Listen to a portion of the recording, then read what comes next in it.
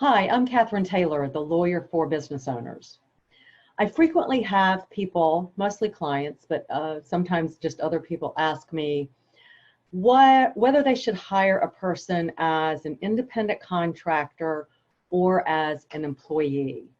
Many times I'll get the question, can I 1099 that person, or can I hire this person as a 1099 employee? And not to be a sport aleck, but I will usually say 1099 is not a verb.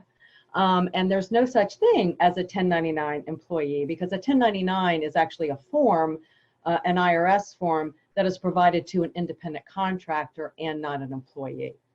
But semantics aside, implicit in that type of a question or comment is the idea that a business owner or employer can actually apply whatever label they want to the relationship. Most of the time, if they feel like they can apply whatever label they want, they're going to apply the label of independent contractor, because there are far less regulatory, tax, and legal requirements for an independent contractor as opposed to an employee.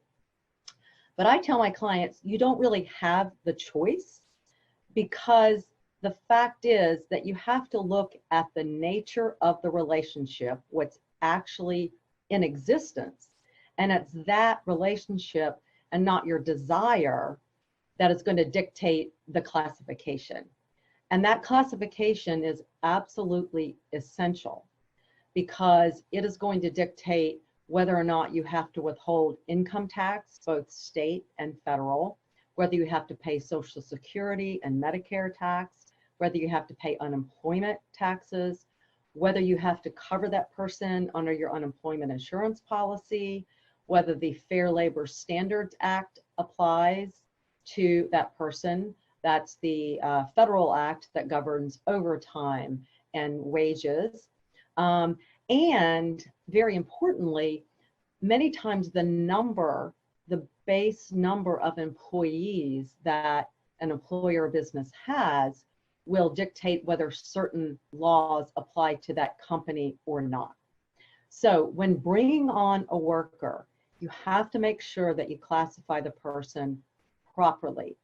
It's based on a number of different factors, which we cannot go over in this video.